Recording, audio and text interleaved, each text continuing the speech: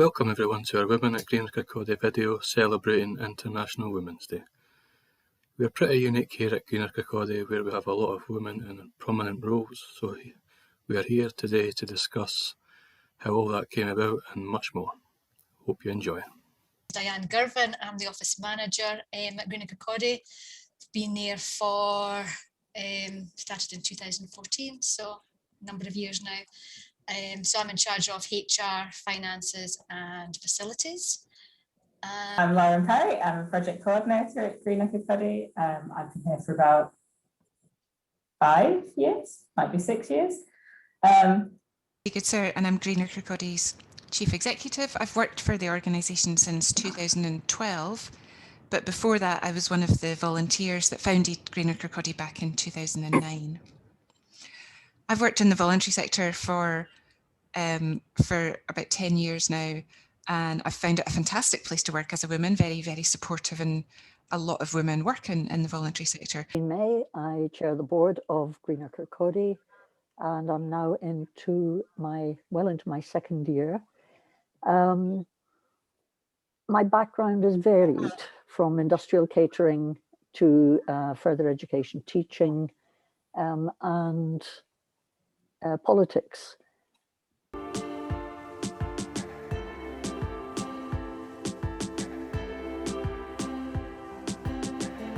I was born in 1948, and when I was born, my mother had to stop work. She was a civil servant in Ireland.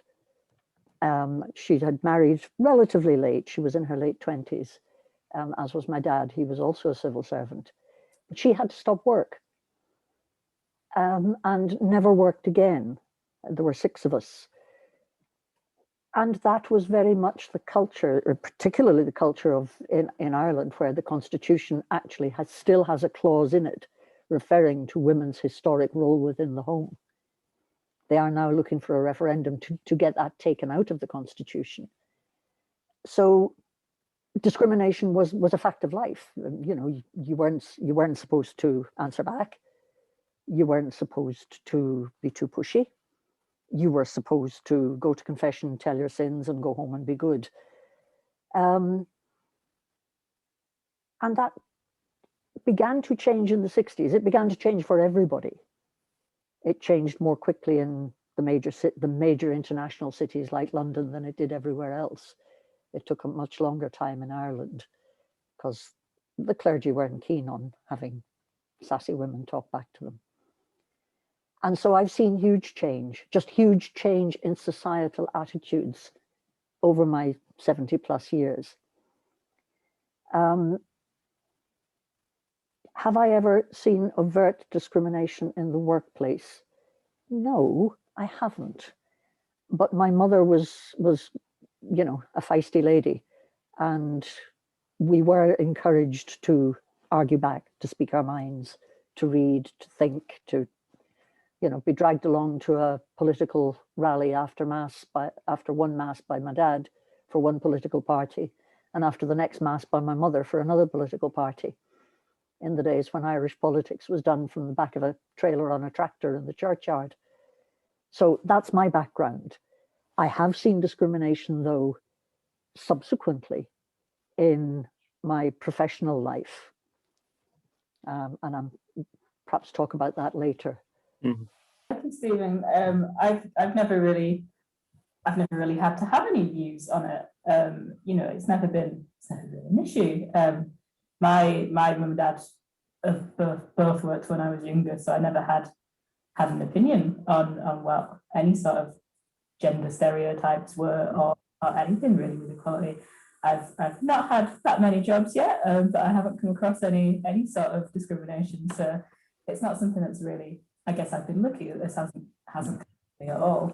I think I've definitely seen change. I've kind of changed sector as I got older as well, so that makes a difference. But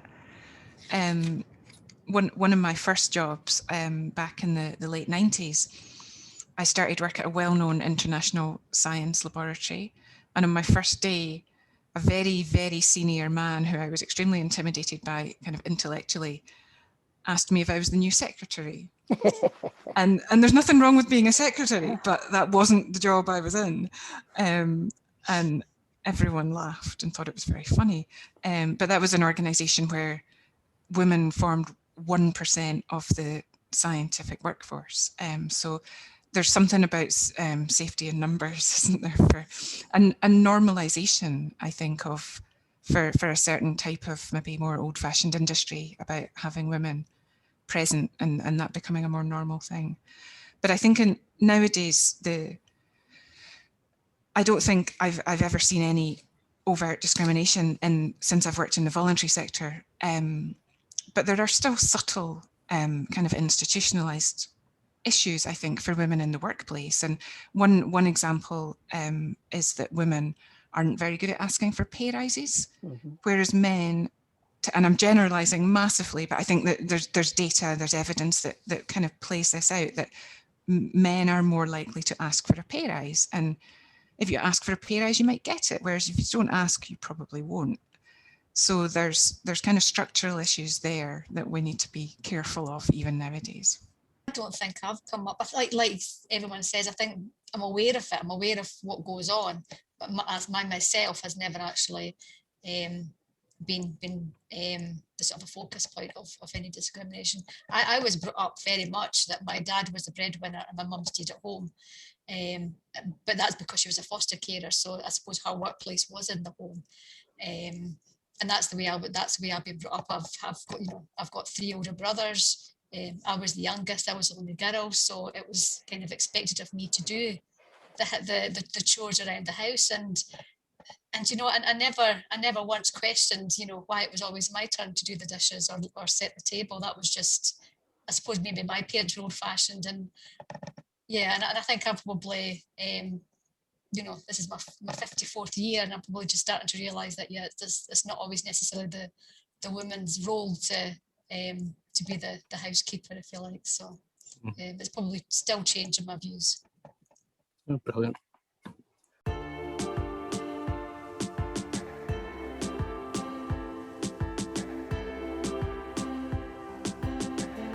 It's just happened. It's just been the best person for the job. I think I didn't really think about it. I didn't even maybe notice until you pointed it out that we do. Our management team is mostly women, isn't it? But yeah, it's just a happy coincidence. Would it be something that would maybe, now that's been brought forward, was it something that you'd think about with any other new roles? Do we need to do some positive discrimination to get some more men into the management team, maybe? No. No. Could be more women, or could be anything.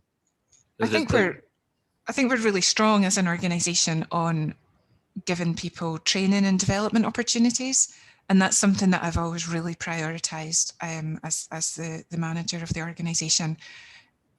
I encourage people to do training. I encourage people to do leadership training as well, which I think is really important in terms of building their confidence, building their sort of insight into how they work and what their strengths are. And I think that's maybe helped encourage people to grow within their roles.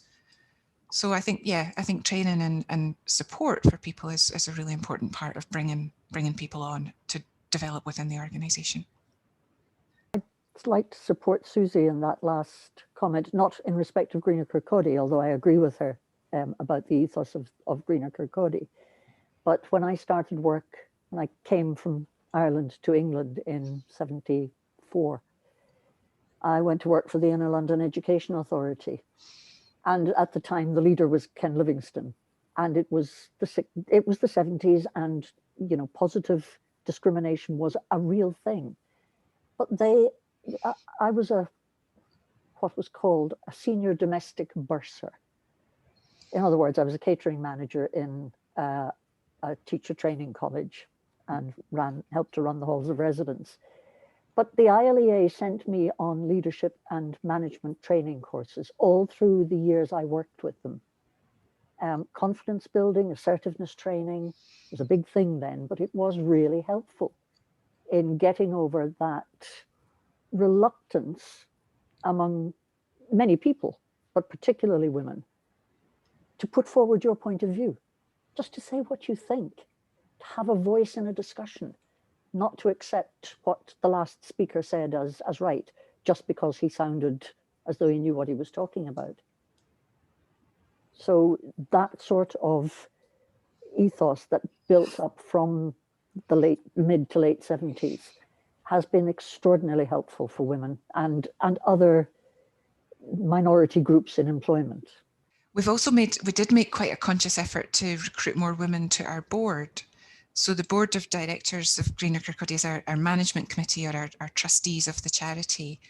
And we've made efforts over the years to try and make our board as representative of the local community as possible. And that's really tough, because being on a board isn't always the most exciting thing for maybe for younger people. So it can be quite challenging to get young people on the board. But we do have, it's roughly 50-50 in terms of women and men on the board, which I think is really important, because people do bring different life experiences and different perspectives. Yep.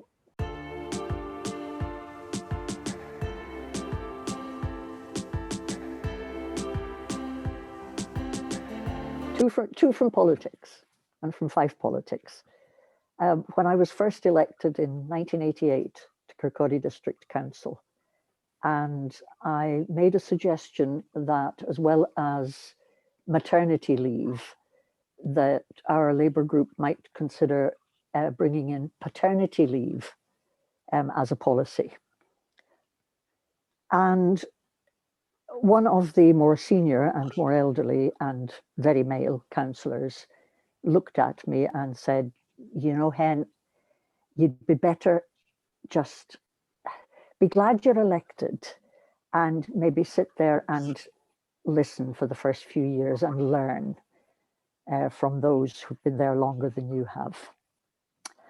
And well, yeah, 2 years, 3 years later, 2 years later, I was leader of the council. So I didn't listen to him.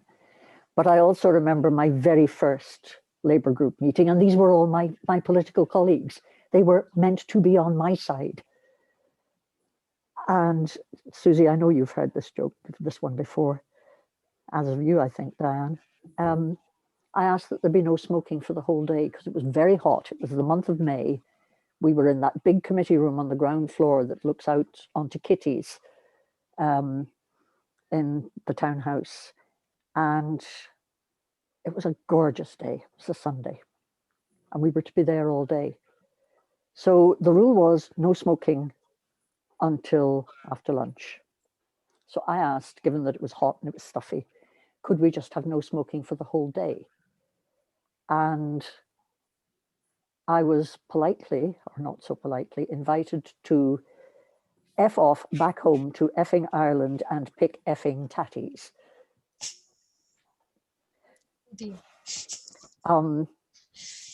The same member told me that if we changed the livery of Kirkcaldy District Council to grey and green, if it had green in it, a council van would never get into his ward ever again. He was a good orange man.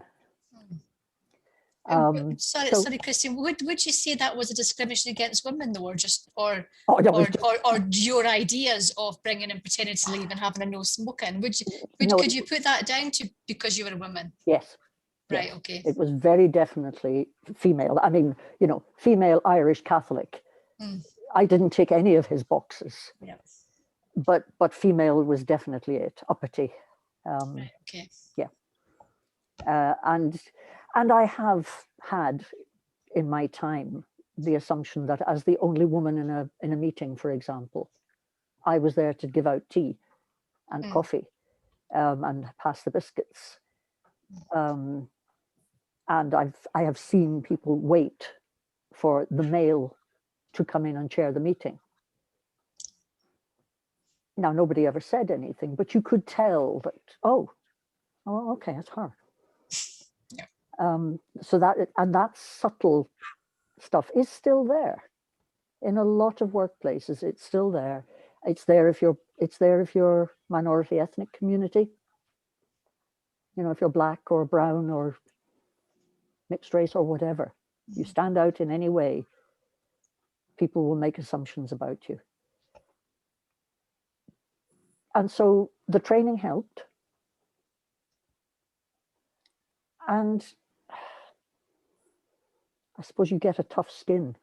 And you do in industrial catering anyway, because, you know, the assumption that all you're there for is to cook and hand out the meals and no brains are required because that's women's work. Toughens you up. A lot more of my stories are about some of the really subtle things around kind of networking and cultural things around the workplace. And again, none of this is very much not from Greener Kirkcaldy or the voluntary sector at all, but in a lot of industries, there's a kind of cultural thing of, you know, I've heard stories even about Fife Council recently, you know, the discussing business in the pub culture sometimes. And I worked a long time ago after graduating university. I worked for a couple of years in an investment bank in the city in London. And there was a lot of socializing and networking and one incident where I was invited to go out to the strip club with the lads.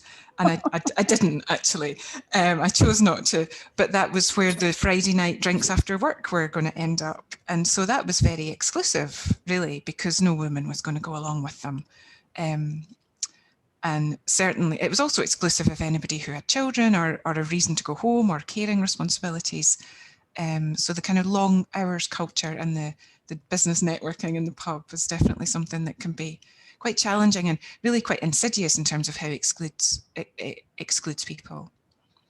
But fortunately, Greener Kirkcaldy is very inclusive of who goes to the pub, or at the very least of who's invited to the pub when we do go. And we also make sure that we have kind of coffee networking and daytime social events as well, so that the people who do have caring responsibilities or need to go home at 5 o'clock for whatever reason are still included in the networking and the socialising. Listen to Christine and Suzy, I kind of think sometimes maybe I have been the subject of discrimination, but because it's that subtle, it just goes over my head. And I suppose because I've never really thought of myself as, and this is going to sound really bizarre, but I've never really thought of myself as a woman in the workplace. You know, I'm just working, so it's never really been an issue for me. So maybe I have, but I just haven't. Unless it's like slaps me in the face, I probably wouldn't even notice. Yeah, my examples, I mean, I remember them because they were unusual. Yeah. It wasn't the norm that I would be treated like that.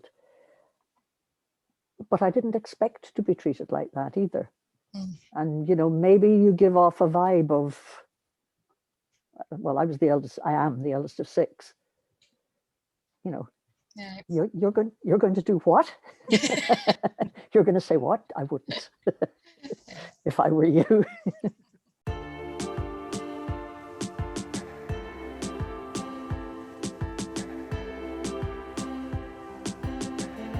Remembering that my role in Greener Kirkcaldy is slightly different from a workplace role because I'm not a member of staff and therefore not exposed, if you like, to the day-to-day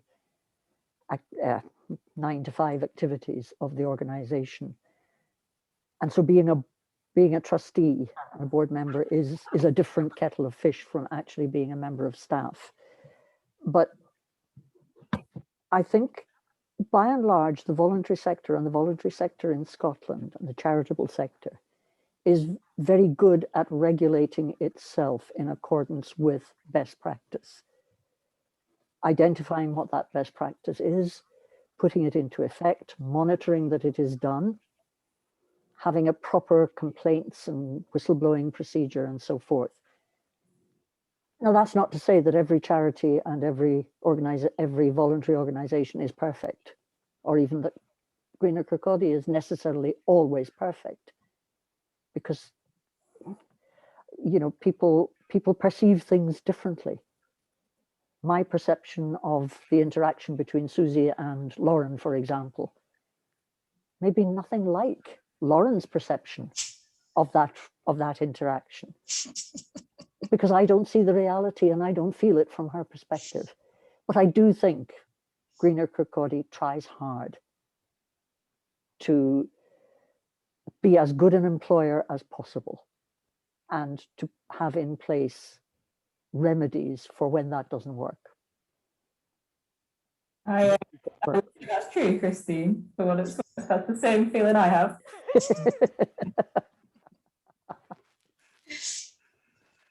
That's good. I think the voluntary, like working in the voluntary sector, and it's really the first time I've really felt at home in a kind of sector in terms of working there. And I think I would very much echo what Christine said there. There's something about values, and because charities and organisations in the third sector are very much based on the organisation's values, then I think that's often at the fore. And I think staff tend to work there because they support the values of the organisation, and that often means that they tend to also support other, what I would think of as other positive values, and equalities and respect for other people often kind of comes along with that approach and the kind of people that would work in the sector. Being a small organisation helps too. Very much. I mean, you know, the council had 20,000 employees, and it can be very difficult to deal with significant issues, some buried somewhere in building services or the bottom of social work, where, you know, the hierarchy runs to 10 people before you get to anyone who can make a decision.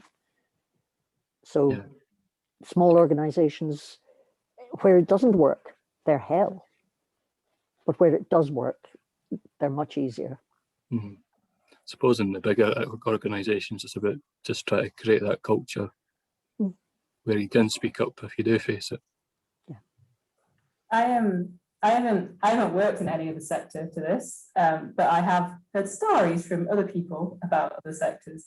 And I think exactly what Suzy was saying at the beginning when you asked about if she's been trying to get more women in senior roles, and that it's not something that she's thought about.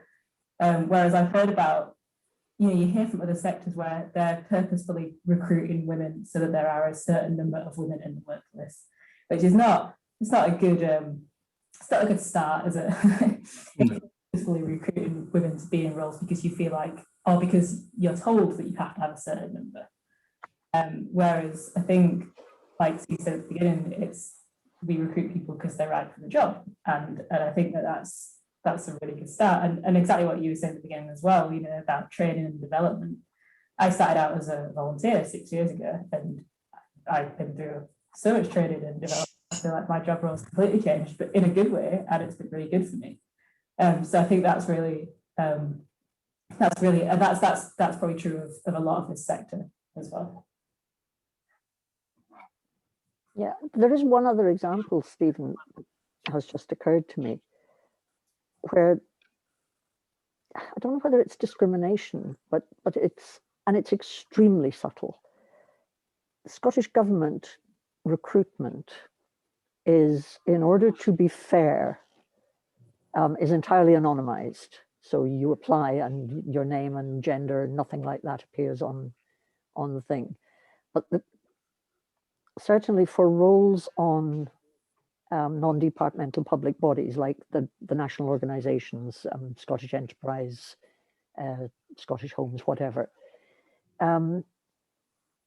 you're invited to describe your achievements from your perspective. What difference did you make? Say what your role was in achieving this milestone. And that's very difficult for women who have a much bigger tendency to work as a collegiate group. And so the benefits of an achievement will be felt as the benefits of the whole group of people. The fact that you were a member of that group, and it might have been your original idea, you are much more likely to give praise to the group for that achievement than to say, well, I led this team and we achieved whatever it was. And we have tried over and over and over many years to persuade Scottish Government that this is unfair to women employees, to women applicants. But they won't have it. So it's a very difficult thing to do if you've been working in the caring, nurturing, collegiate sector.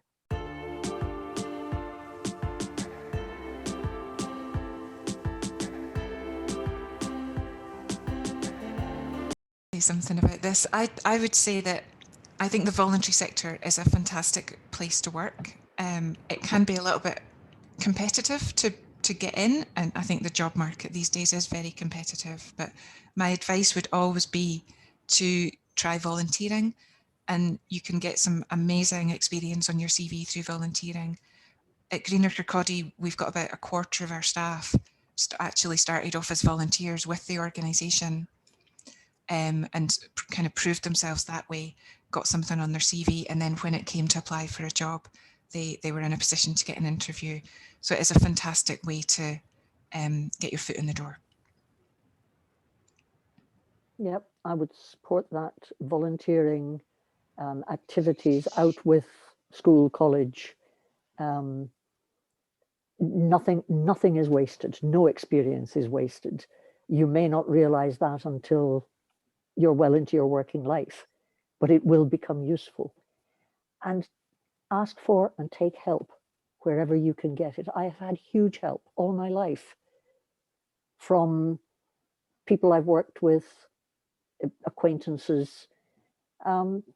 Advice is always useful. You don't have to follow it. You don't have to accept it, particularly if it's something you really want to do and someone suggests that you might not be able to. I've always found that a great challenge. I'm going to show you. First time I stood for election, it was in a seat that had been held by the Ratepayers Party. I think they were Tories. Anyway, they said, well, you know, it's never been a Labour seat. You can stand. You'll no win it, hen, but it'll be good experience. I won it. Nothing like being told you might not be able to do something. So if anyone tells you you can't, yeah, you possibly can. Give it a good shot. I was just going to say that I think it's all right to not know what you want to do.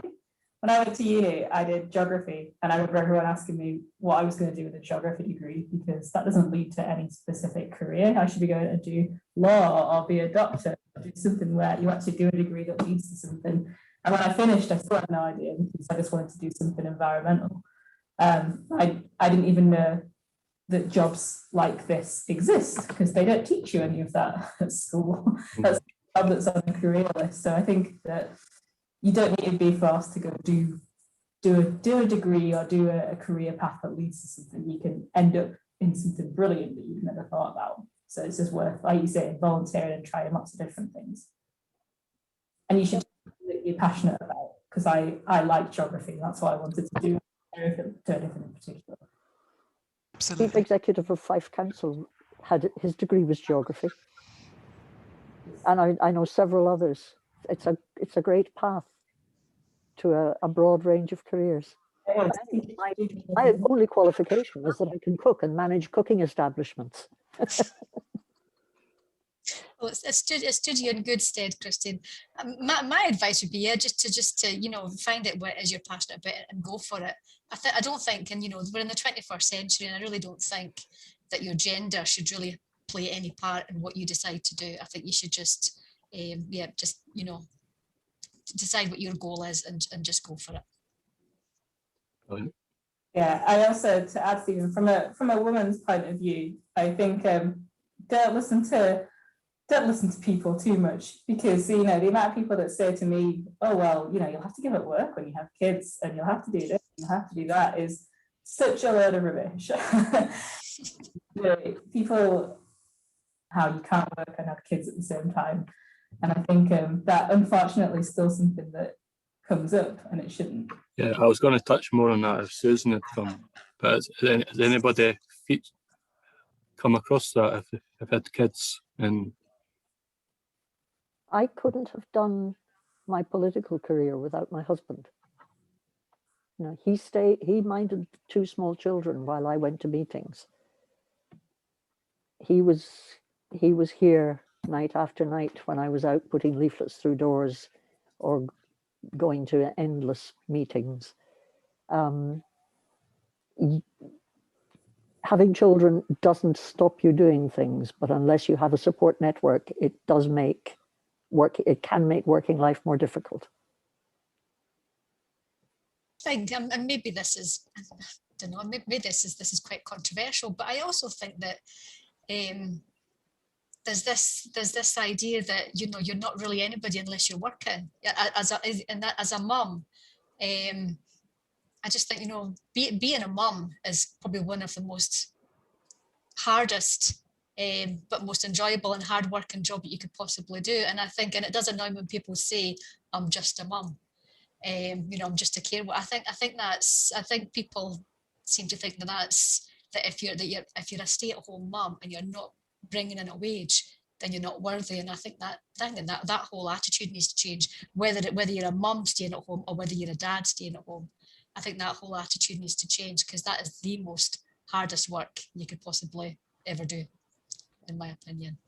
And I think the current working from home and homeschooling has proven to many just how adaptable and capable parents are.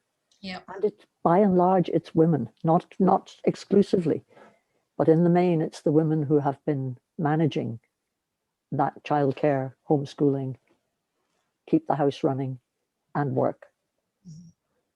When I was working at the college, one of my duties was to interview prospective students for the following year. And a lot of them were adult returners. Many had left school at 14, 15 and hadn't been in education for 20 years.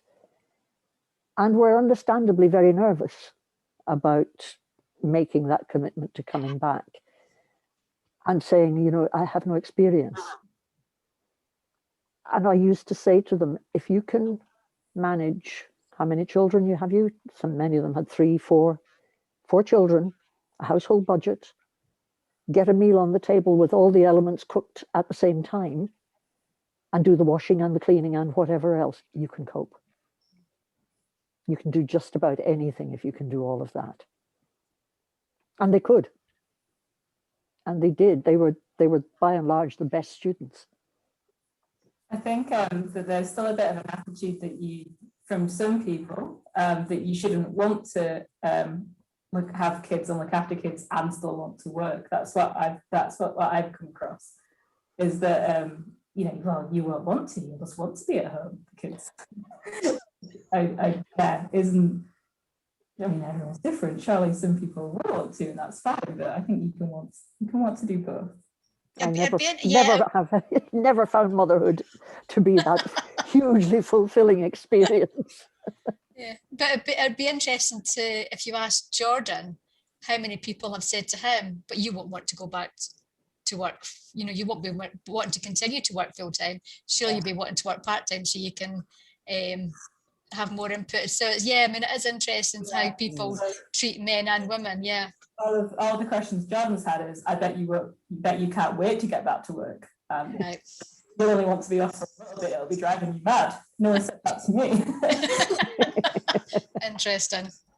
Yeah, fascinating. Yeah. And I think this, for me, this comes back to the question that you kind of asked us to think about in the background, Stephen, about a positive thing about working for GK. And for me, it's flexibility. And I think one of the things that COVID and lockdown has really highlighted for us is the challenges of people who've been having small children, who've had to homeschool, or whose childcare arrangements have been messed up by COVID, and the fact that they've been maybe juggling small children with their work. And I think as an employer, we've been really, really flexible with them. We've cut people a huge amount of slack and just allowed them to kind of work when time allows, really, and as much as they can and under their circumstances.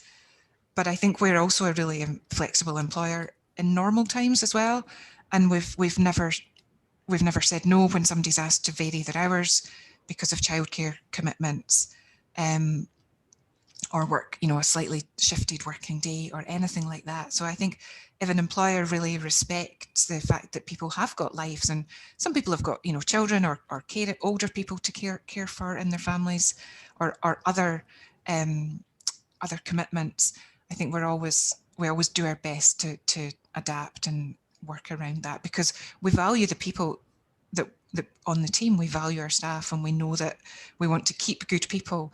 Being flexible is in everybody's interests. Yes.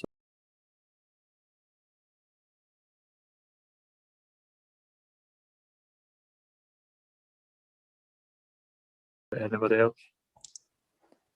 I can think of loads of positive things of working for Greener Kirkcaldy. I wouldn't necessarily say as a woman, but certainly as if it was to go down as a woman point of view, then I suppose it would probably be you're in the majority rather than minority.